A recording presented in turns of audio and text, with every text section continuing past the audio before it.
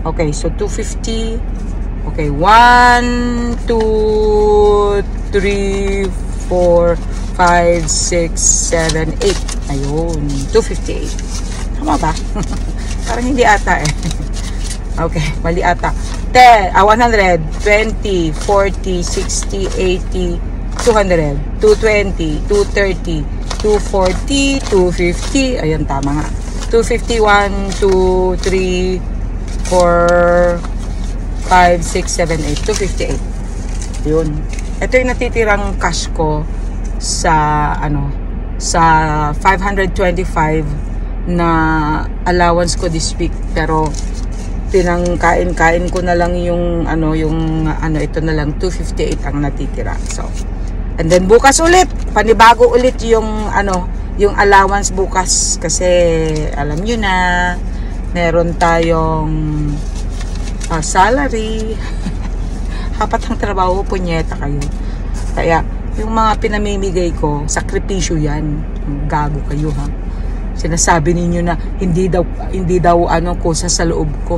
Natural, hindi kusa sa loob ko kung pinapamigay ko lahat, no? Pero yung mga ibinibigay ko na mga tingi-tingi, barya-barya, huy, biro mo, yung kung $500 mahigit every week, o di putang ina, hindi ba malaki yan?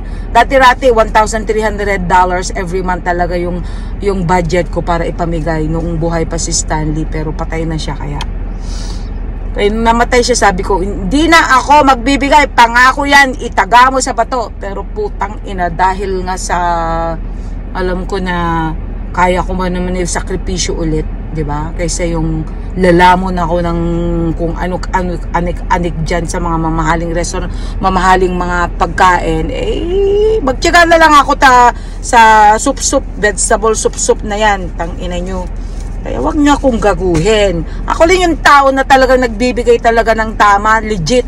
Wala akong kinukuhang kapalit. Hindi katulad yung iba na, wow, nakatutok ang camera, putang ina, itutok yung mata niya ha, kung luluha, putang ina, alam nyo, hindi nyo alam kung saang pupunta yan pagdating sa kapanahunan na talagang magbibigay na ng judgment ng Diyos. Siya na yung paluluhain. Alright, talagang sinasadya na niya nga talagang wow, nakatutok ang camera, putang ina niya. Oh, di ba?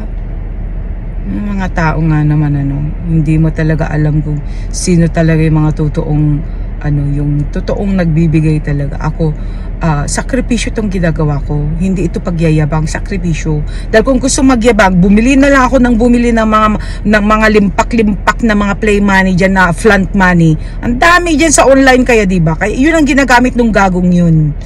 Diba? Na kinakailan maghubad-hubad pa para makakuha ng views. Wow! Hindi na ba kumikita ang kanyang produkto? Hello? Ako hindi ko kailangan magbabad ng katawan diyan, maghubad-hubad sa harapan pa ng anak ko, punyeta. Yan ba talagang huwarang ina? Hindi.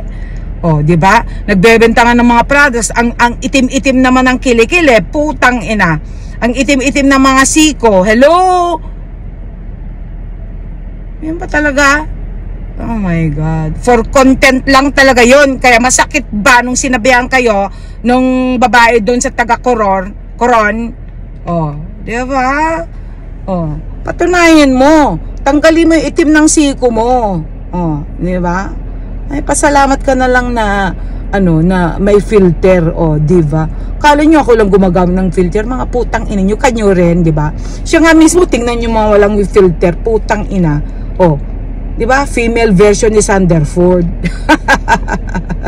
Aminin! Real talk lang tayo, mga anak.